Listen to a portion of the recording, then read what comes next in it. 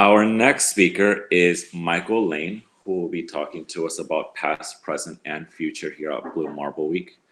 Mr. Laine founded the LiftPort Group with the idea that an elevator to space could and should be built commercially. The concept for LiftPort was simple: to develop the subsystems and precursor technologies needed for the elevator and to commercialize these as a method of payment for the larger, longer-term project of building the elevator. Areas of focus are robotics, nanotech and material sciences, finances, and media. Michael Laine, thank you so much for being such a huge help for Blue Marble Week.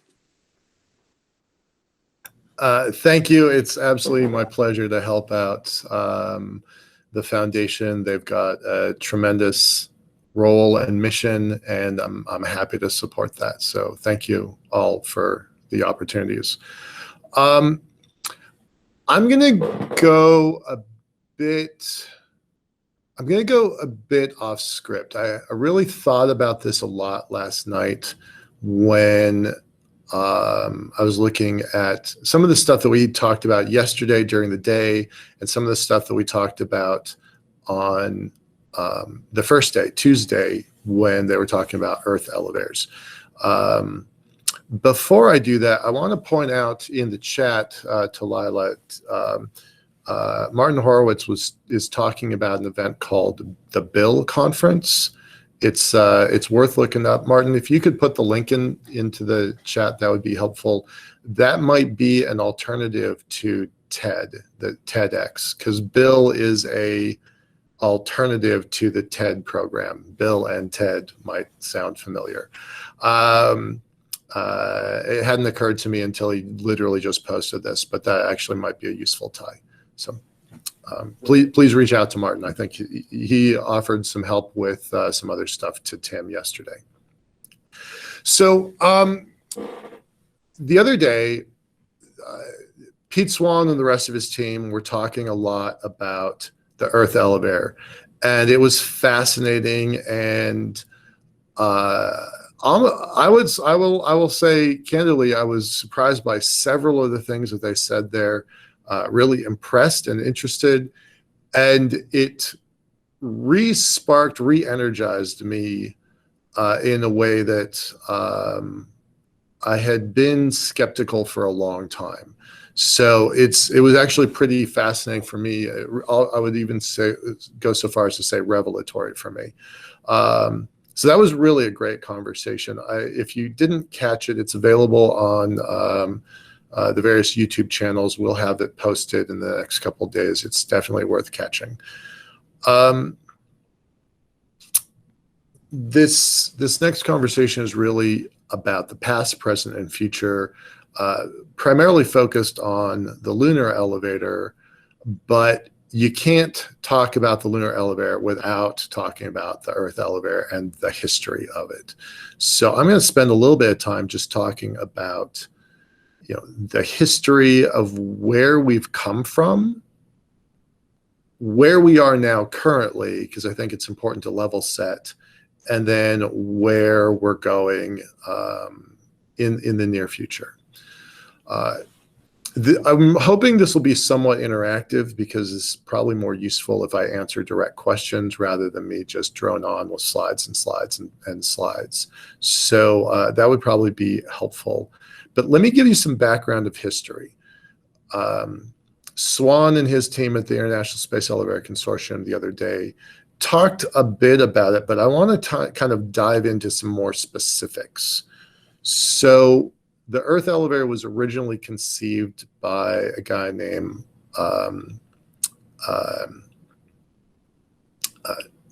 Tsiolkovsky, and he was just a normal, everyday, run-of-the-mill schoolroom teacher. He had a 2-room school in Russia in the 1890s. In the 1890s, popular legend, no one has a way of proving this, but popular legend thinks that perhaps he saw imagery of the Eiffel Tower being constructed, and that inspired him to think about, ask the question, how high can we climb? How far can we go? And to me, that's a really inspiring image, right? To see the tallest thing in the world ever, constructed at the time, the Eiffel Tower, inspiring somebody to think, well, is that as far as we can go? Is that as high as we can go?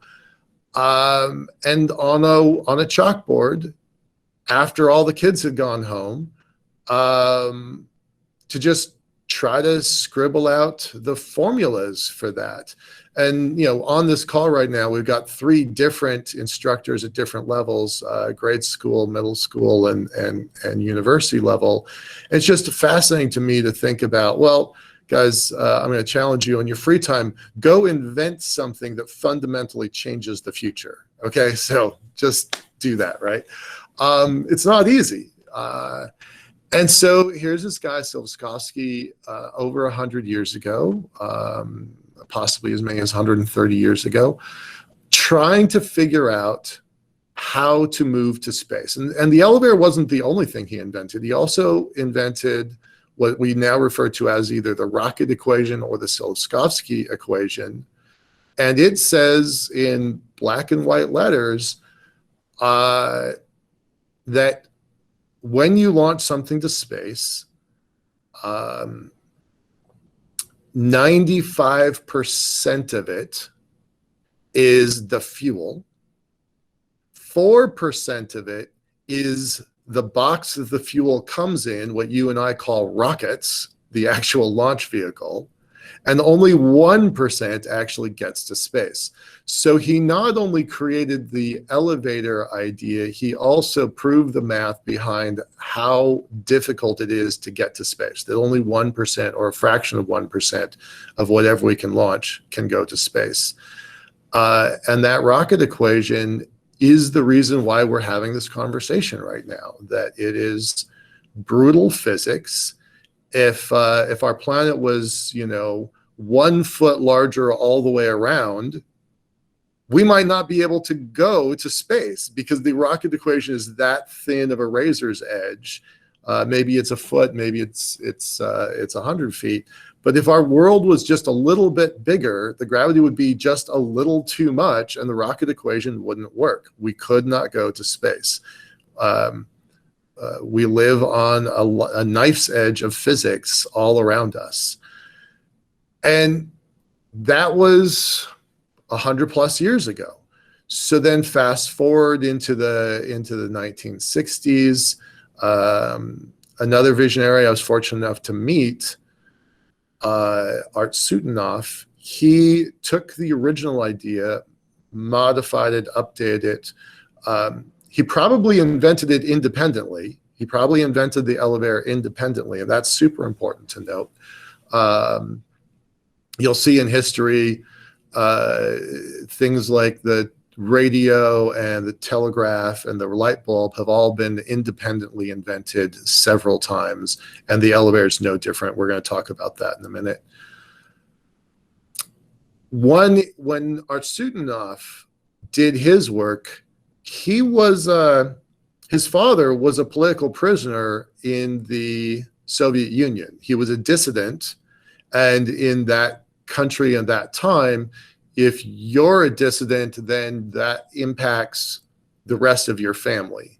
So here's this really brilliant engineer who came up with a potentially world-changing technology of the space elevator, and he was ridiculed. He was giving really terrible jobs. He couldn't, even though he had a strong education, he couldn't do the work that he was trained to do.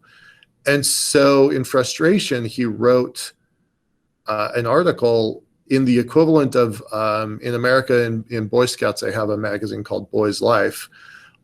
He wrote an article in the Soviet equivalent of Boy's Life magazine talking about this revolutionary railroad to space.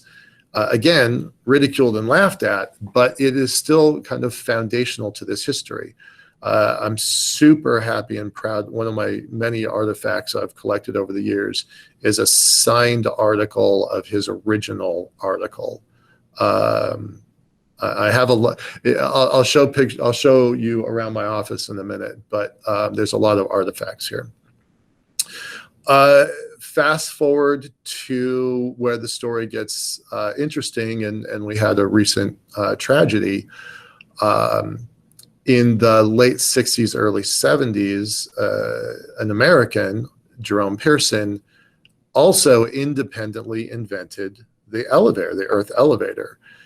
And his take on it was similar but not the same. There's nuance in the differences. It doesn't really matter. But again, he independently invented it. He had no knowledge of Russian. It's not like he could have read the Boy's Life magazine from years before. There's no way he could have read the Tsiolkovsky papers.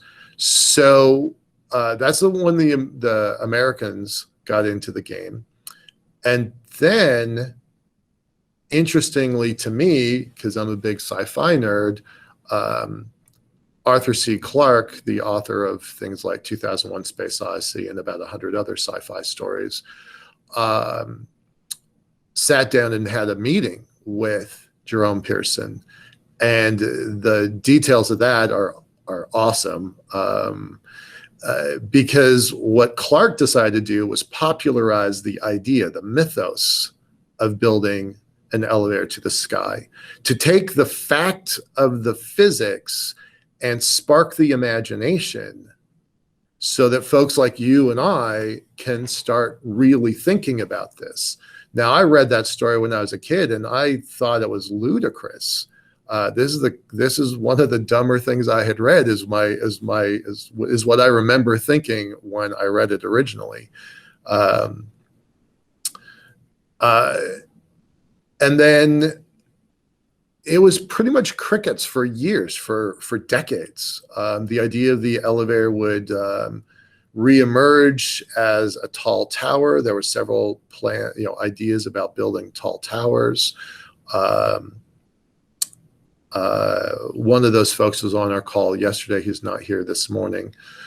And then in about 1999, NASA held a conference with a guy named Dr. Smitherman, who said, let's reinvestigate this elevator.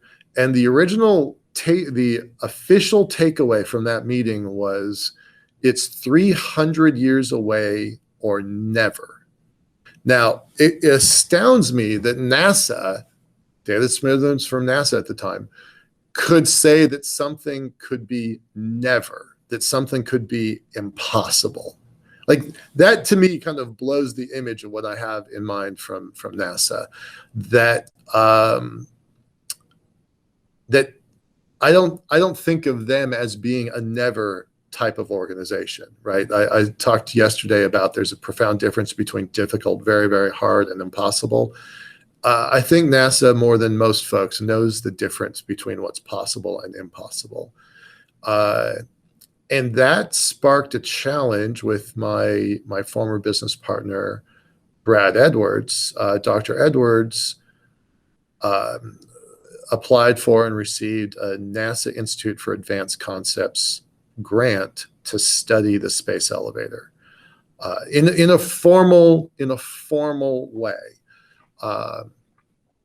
And that's where I came into the story. That original grant was only $70,000 for phase one. This is all in 2000, 2001, 2, and 3. Phase one was only $70,000. It was a risk. It was a gamble. When Ryan yesterday was talking about how NASA makes a lot of small bets in some of their various programs, their innovation programs, that was one of NASA's innovation programs, small bets. $70,000 does not get you very far. In that case with Edwards, it was about a 6-month study. And the result of that 6-month study was, we need to study this some more. And he was very fortunate that he was able to get a follow-on grant for phase 2 for $500,000. And I joined the team at that point. At that point, this would be the end of 2001. There were 2 people in the world officially working on the space elevator, Edwards and I.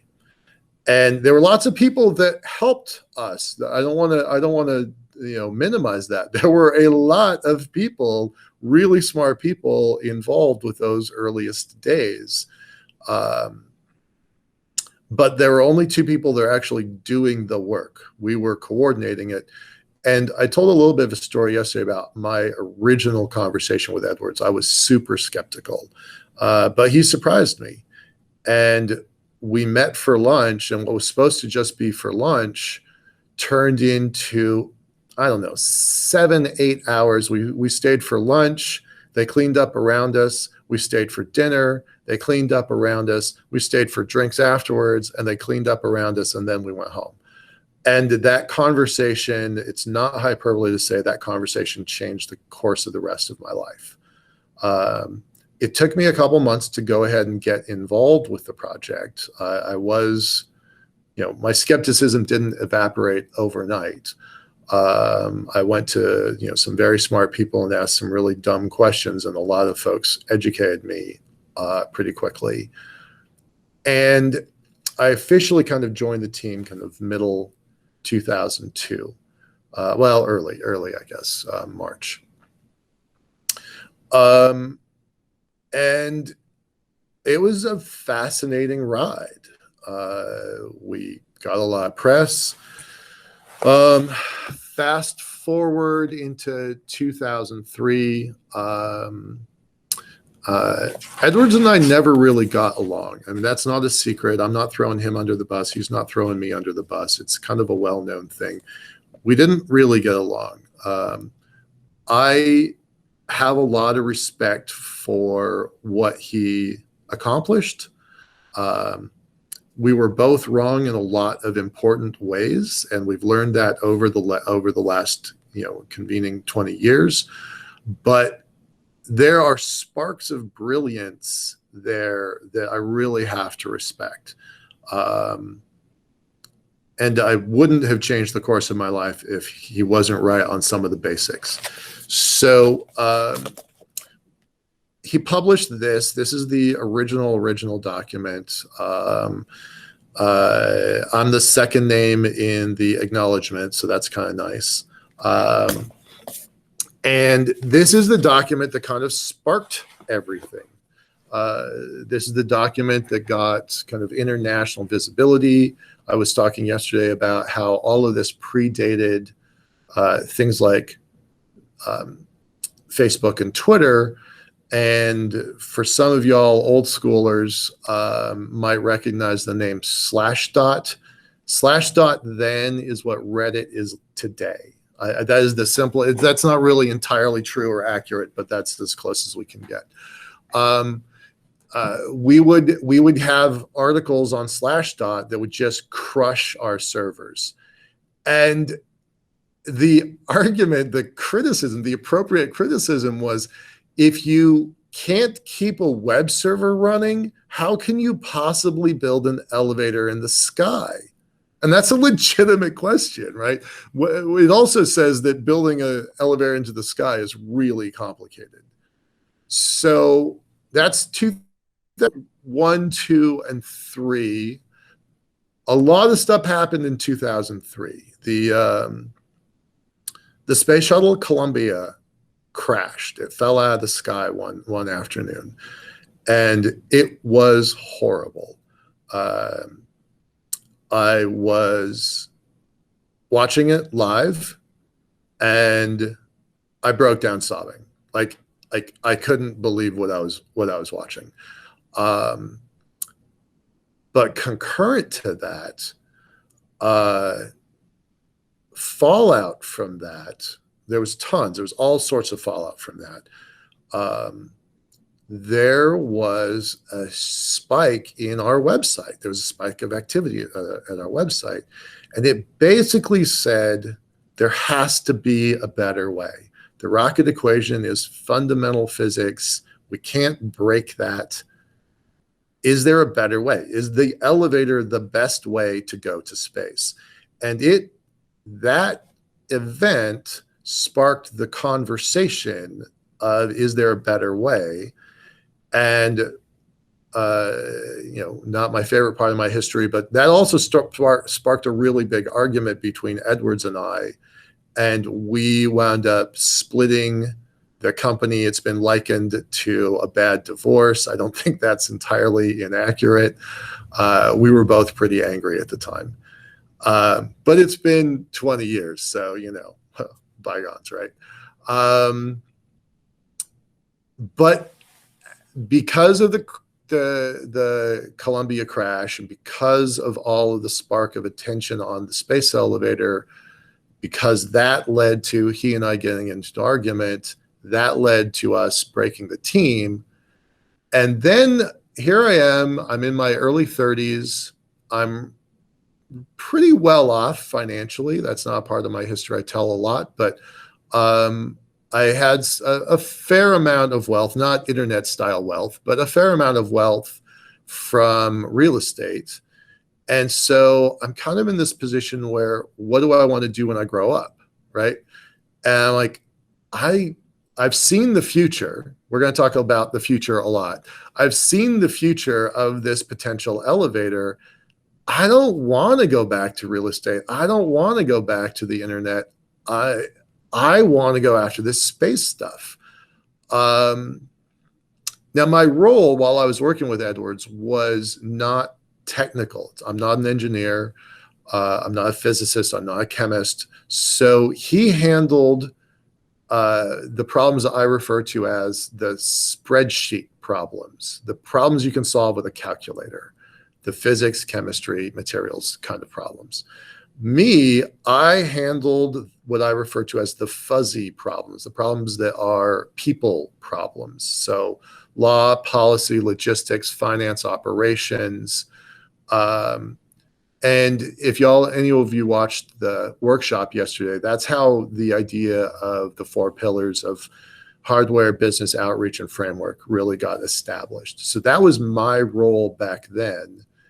And so here I am, not an engineer, not a chemist, not a scientist, not a physicist, but I know a lot of really smart people that are those things. And I think, wow, I'm gonna build a company around this idea. Now, Edwards and I's original company was called High Lift Systems, and I really liked that name. I thought it was evocative. But I'm in the Pacific Northwest. I'm currently in Tacoma. I lived in Bremerton at the time. Seattle is a port city. All around us were port cities. And so port was very natural, and lift, the kind of the more European version of elevator, that's how we got our name. And we created LiftPort, and there was a lot of friction between Edwards and I at that point, because he had taken off to go work at a lab out in West Virginia, and I created a company. And that was the fundamental disagreement, right? He had a Los Alamos National Labs secure budget, black budget project mentality. Do it in secret, build the biggest thing in the world in secret. And I just couldn't buy into that. And me, I had a commercial background. I went that path. So he went back to the lab, and I went the commercial route. And there was a lot of frustration between both of us about that. In the end, I think it was Kevin Barry the other day said that the space elevator is good economics, but a terrible business. I just started laughing. I actually kind of had to turn off my screen for a minute to just start taking in that comment and just start laughing, because there are no successful space elevator companies yet. I'm going to put that yet because I think that's important, but there are no successful space elevator companies yet. So good economics, so far a terrible business plan. I think that's going to change. We'll get to that in a minute. So that's kind of the cusp of 2003. And for me, that's when things get really interesting, because up until that point, I had been deep in the background and more of an operations logistics role. I had to run a pretty good sized company. I'd had a 24-person team on my internet company in the years prior, but that was all local stuff. There was nothing, I mean, it was interesting and I learned an awful lot, and I have a lot of pride about those days, but it wasn't significant in the way that working on the elevator was significant. It didn't have national attention. It didn't have a global attention. So I had to learn that stuff really fast and really the hard way. So all of a sudden I find myself in this position where I have this visionary idea and no direct path to get there. Right? It's one thing to say, we're going to build an elevator in the sky. It's something else to say, how do you build an elevator in the sky? Like, it's just, there's no blueprint for it. There's no roadmap. There's no best practices. You have to create the tools that can create the elevator. Like, there's middle steps there. So what did we do? We worked on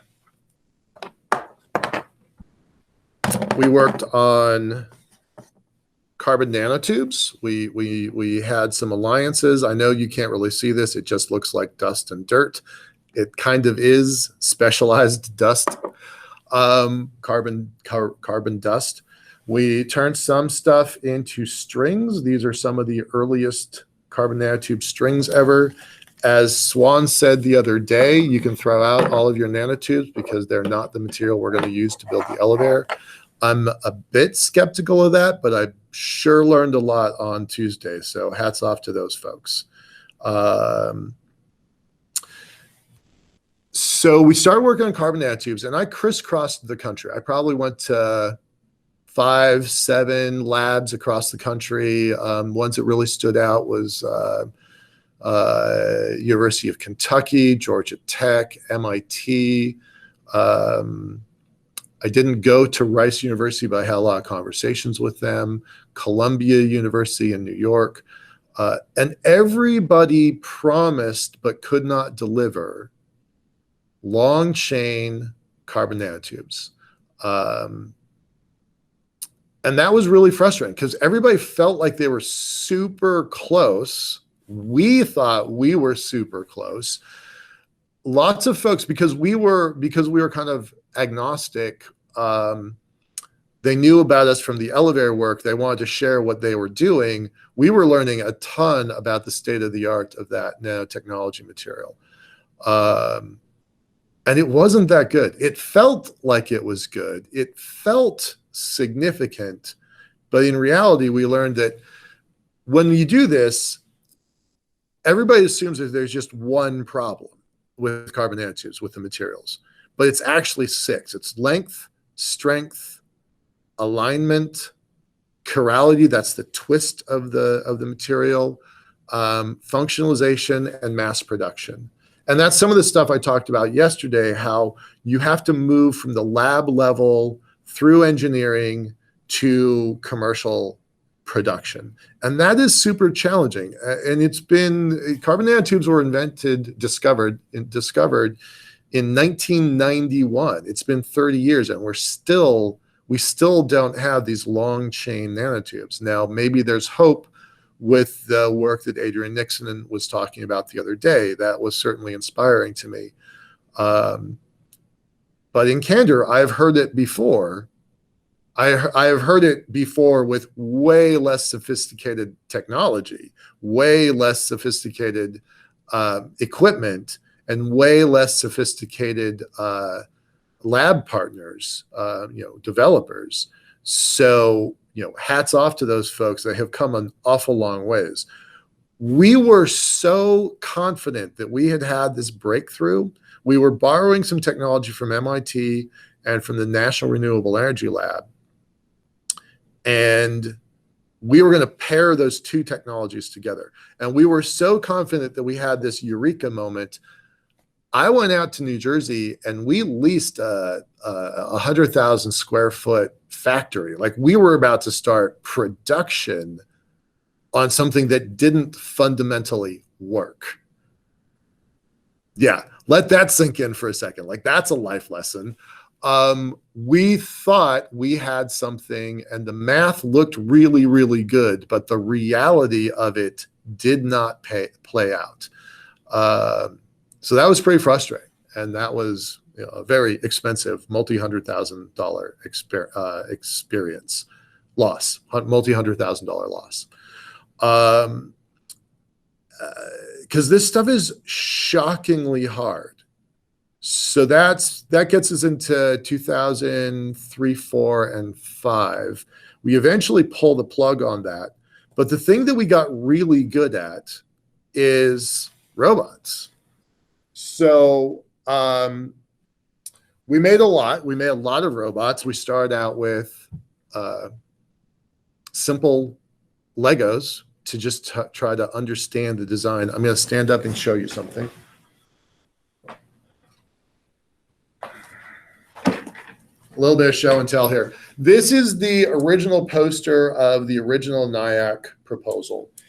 We thought, Edwards and I thought, that the lifter, the climbing robot, would look kind of like this: a big disc at the bottom and, you know, the structure above it. And so we made early robots that were designed somewhat similar, right? Just Legos. It's nothing challenging. It is, by the way, super fun to have a bunch of nerdy engineers trying to figure out how to climb with Legos. Over time, and it didn't take us very long, only a matter of weeks, we figured out that that's a terrible design. And this, by the way, this predates a lot of the standard simulation software that we all use and take for granted now. So Legos were, you know, a pretty useful analogy. What we realized was you needed a different kind of design. You needed a long, thin, center of mass tied to the ribbon design. So you'd have the ribbon down here. We built this for the Pacific Science Center, the local science museum. So this has been on display and exhibited, and it's built a little cheesy so you could see through and look at the parts. But the parts are pretty basic, right? You've got the climbing system, power, batteries, controls, and communications. Note, we always have a little person on all of our robots. We have dedicated that and named that person Clark, A.C. Clark. We never call it Arthur, it's A.C. Clark. And that's just kind of part of our company culture. Through those days, we worked on the nanotubes, we worked on the robots. Eventually, we built robots that climbed. This one climbed a mile into the sky. So we had great big balloons tethered to the ground. We had to make specialty ribbon to climb. This stuff is carbon fiber interior. You can see the dark material is carbon fiber, and it's a composite with fiberglass. You know, we're a small, at the time, we were a small, you know, I won't say we were a garage level operation, because at points we got to be about 14 people. We vacillated between about 5 or 6 or 7, all the way up to 14, depending on different times of the year, depending on student schedules, depending on cash flow, whatever we were working on. So we bounced around size-wise quite a bit. But it was not a sophisticated organization. It was not a sophisticated operation. There was a lot of trial and error. We broke a bunch of balloons. We broke a bunch of robots. But we also had Neil deGrasse Tyson come out and hang out on the roof with us. We had a cantilevered arm out over the side of my building with the string down to the sidewalk. and robots climbing back and forth. So, having Neil deGrasse Tyson show up at your office one day, that's kind of a big deal. Like, that was super fun. I was so starstruck, I was barely able to get sentences out. So those are interesting days. We got better and better at building robots, and we were on to something that I thought was really powerful. Michael Mealing yesterday said, there's a difference between a science experiment and a business. We were on the brink of commercializing some of our technology. We still have about 40 or so potential patents in robotics and communications and algorithms. We made a new alloy, a new metal. This is a very conductive material. It's not strong. We were trying for something that was strong. It's definitely not strong, but it is very electrically conductive, and that has some interesting potential commercial applications. So all hell broke loose in 2007. The real estate markets collapsed. LiftPort ended very abruptly. I lost my property. This is a well-known story. I went from a net worth of $1.7 million to negative 600,000 in 24 hours. That was a very bad day. And that was the end of the Earth Elevator project for me. But interestingly, the story doesn't end there. It actually, the new chapter starts there, although I didn't know it at the time.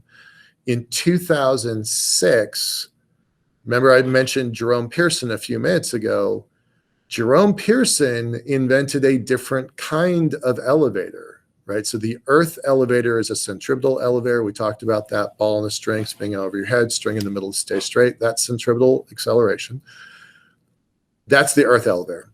Jerome invented a gravitational elevator where you have the Earth on one side, the moon on the other, and a string being held tight by Earth's gravity. Jerome invented the lunar elevator. Now, no one had ever invented that prior to him. So while he has to kind of share credit with Artsutinov and Tsiolkovsky, he does not have to share credit for the lunar elevator. That is his own thing, and I think it's amazing. Now, I'm going to take a moment and pay tribute to the passing of my friend. He died last month. I had hoped that he was going to be a big part of this particular event. He's a great storyteller. He has some amazing stories, and I'm going to miss him. But he's not a part of this event today because he died. In 2006, 2005 and 2006, while I'm working exclusively on the Earth elevator, he's inventing what I think the future is going to be. He is inventing the lunar elevator, again, through NIAC, NASA's Institute for Advanced Concepts. And I'm introduced to the idea by a friend of mine, Dr. Dana Andrews, and I ignore it. Because I'm like, well, who needs this elevator on the moon? We've got an elevator on the Earth. Like, let's just do this. And I was actively annoyed with anybody who tried to bring up the lunar elevator, because why would I ever waste my time on something that trivial when this big elevator is right in front of me? And then, like I said, all hell breaks loose and all of that comes crashing down. So fast forward 2007, 8, 9, 10, 11, things are pretty dismal for me. I'm not going to be shy away from that. They were bad days. But my friends who used to work on the elevator, we still hang out. We still talk. We go to conferences. I met Major McLean at one of those events. That's a whole nother story.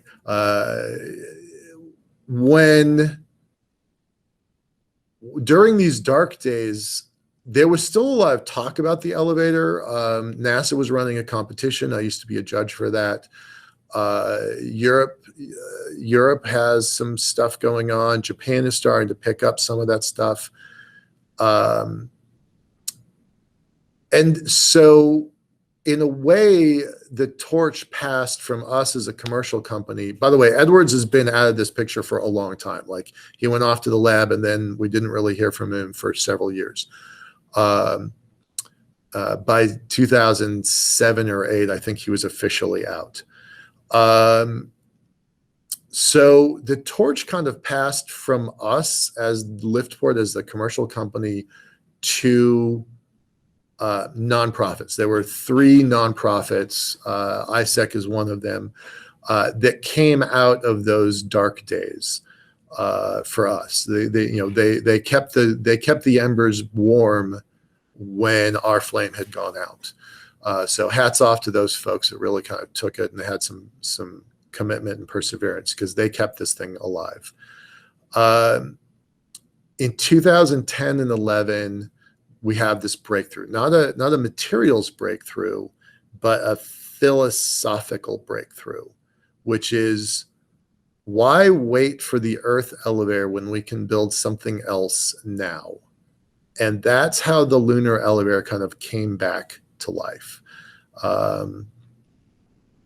So when we started working on that, and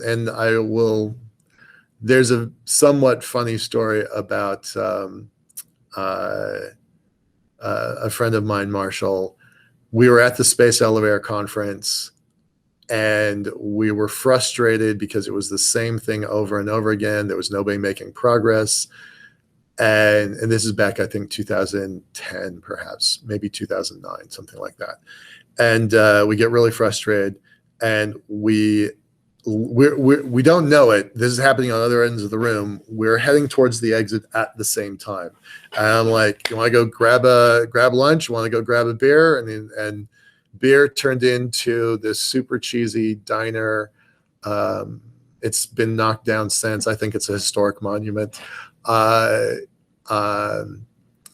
built condos over it now.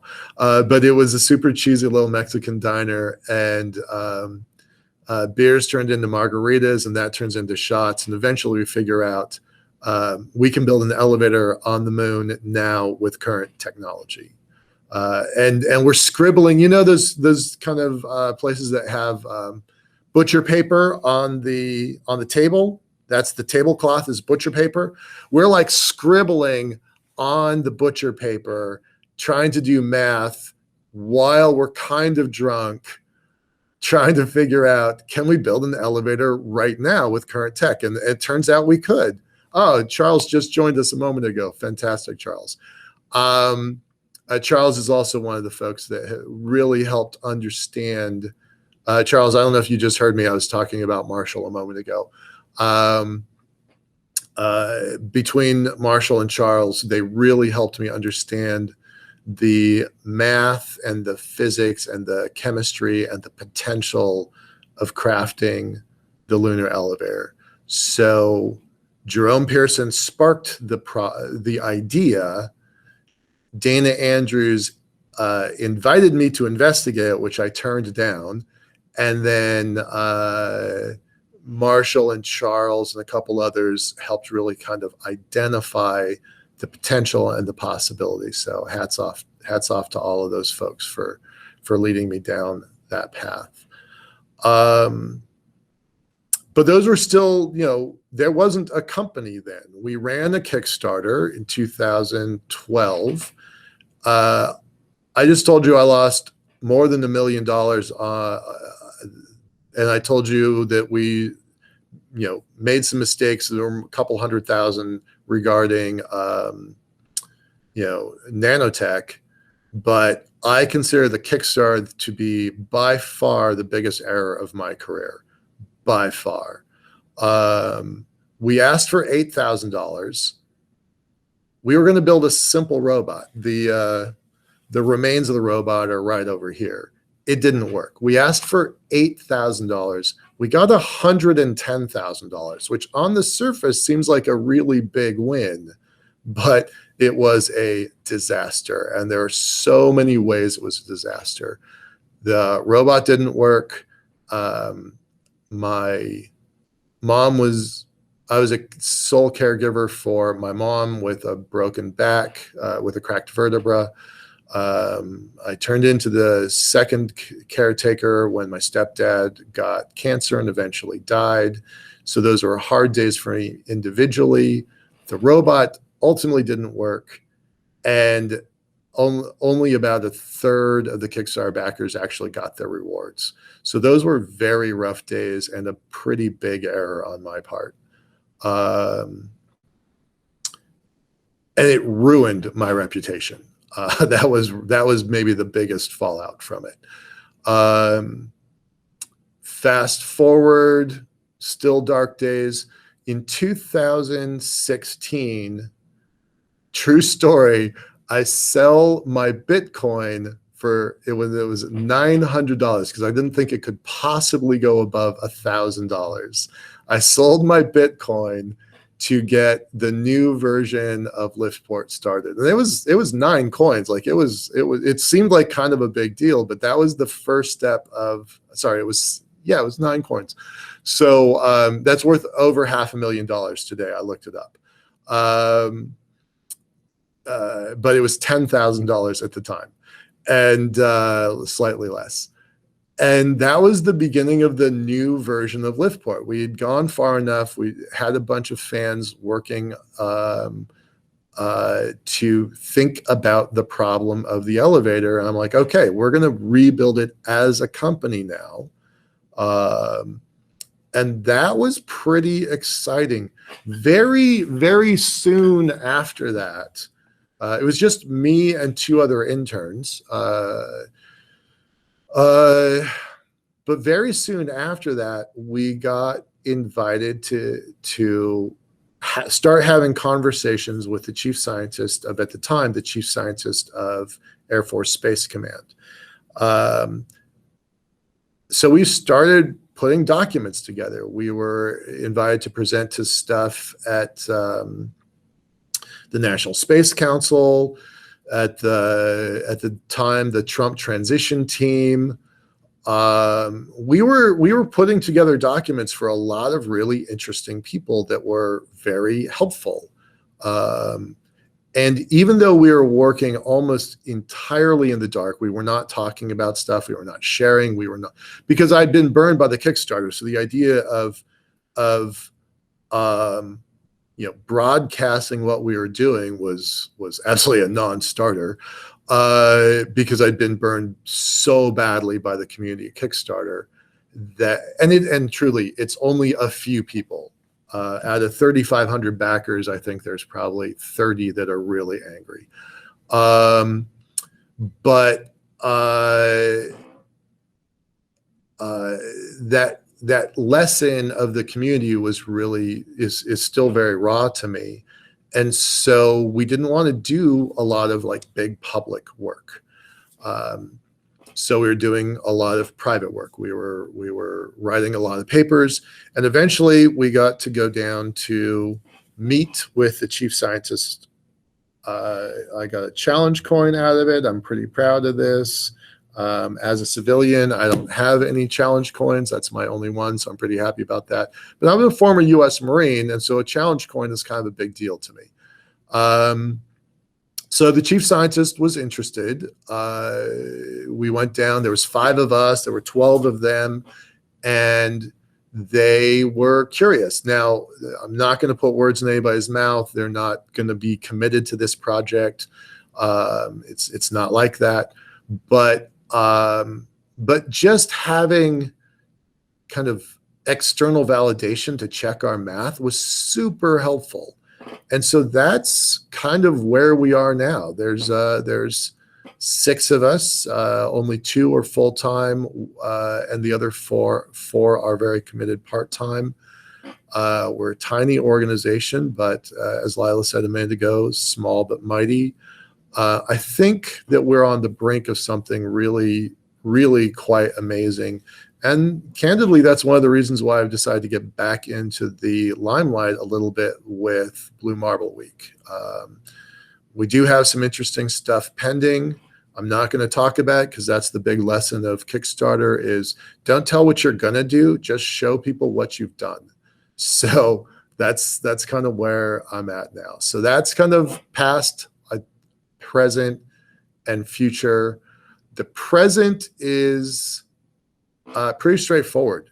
Just keep writing, just checking math, doing some simulations. We have some interesting plans that I think are quite intriguing. But we're not talking about tomorrow. Like we've got our nose to the grindstone, just trying to get the work done. And it's been fun. There have been dark days, but I'll tell you, the good days vastly outnumber the bad days. And even though the bad days had, very strong ripple effects and unexpected consequences, I wouldn't change any of it. So, as for the future, I think the elevator can be built now with current technology. I think we're really, really close. And if we're right, construction's gonna start. There's still testing that has to happen. There's still some materials checks we have to do. There's still some on-orbit tests we have to do. But we're pretty far along. We're a lot farther along than most people probably suspect. So with that, I think that's kind of all I got. I know that was kind of a long story. I'm happy to take questions, and Leo's going to boot me off the stage here in a few minutes. Thank you so much, Michael, for that. I think I have a quick question for you. Mm-hmm. That the elevator is close to, we're close to getting to that point, correct? I really think we are, yeah. There are at least 11 candidate materials that are all strong enough.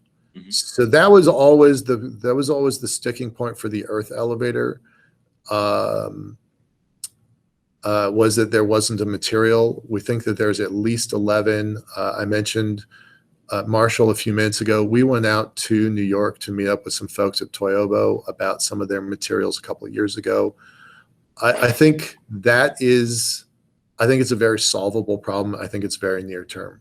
So there's the problem that was the biggest problem for the Earth elevator, I think, is a mostly, not entirely, but mostly solved problem for the lunar elevator.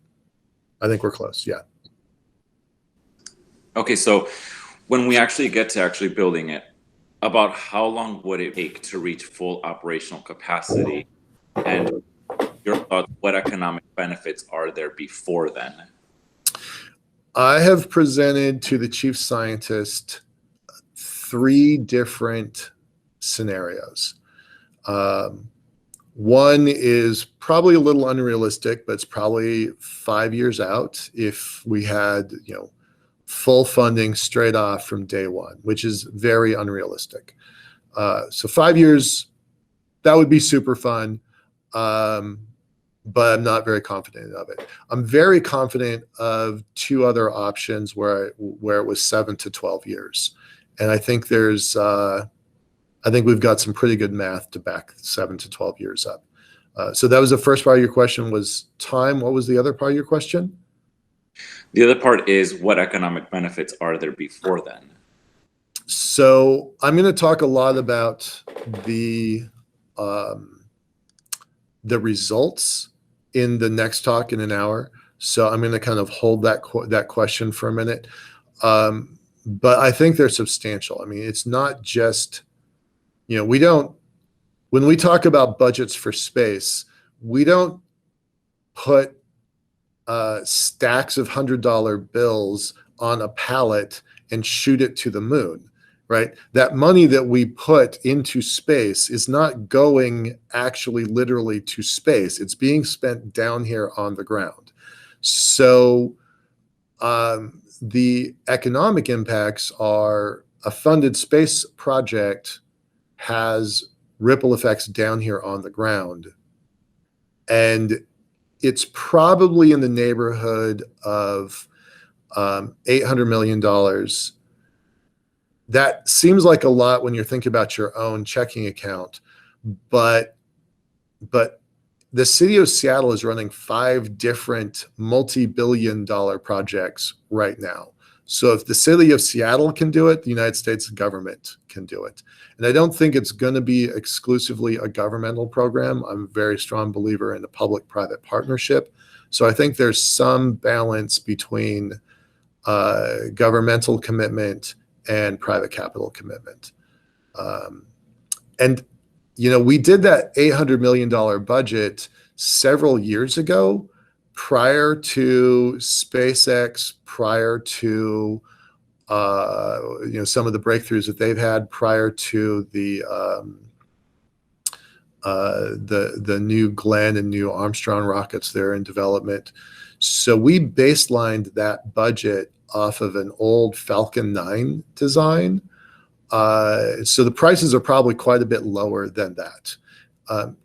Also, we budgeted that we were going to have to build our own space tug system, but Momentous and a couple others are also building space tugs. So that also lowers that budget. So that 800 million, we still use that number, but it's probably on the far high side of that.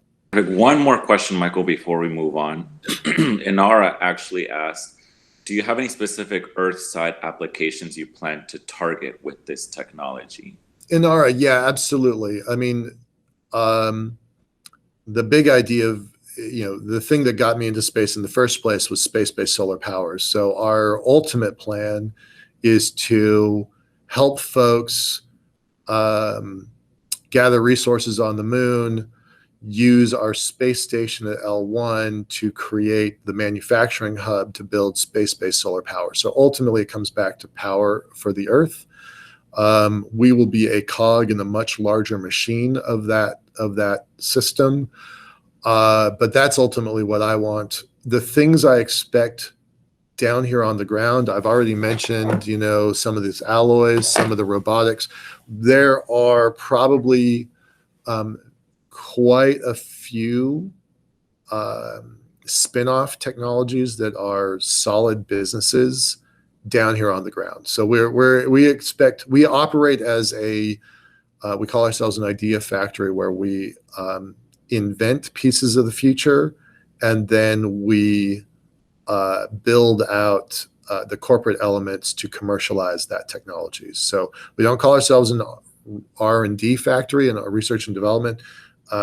We call ourselves a research, development, and commercialization company. So you will see some of this tech evolve here fairly soon, I think. I would say the first tech that we'll actually have on the market is probably in the order of 18 months. All right, thank you so much, Michael. That comment actually came, or that question, I'm sorry, came from Inara, who is from Galaxis Aerospace. Thank you so much, Inara, for that amazing question. All right, so Michael, thank you so much, and we really appreciate you being with us here today. To continue the networking benefits for this event, please put your LinkedIn link in the chat or comments. And for everyone listening, thank you for joining in on this Blue Marble Week powered by Foundation for the Future.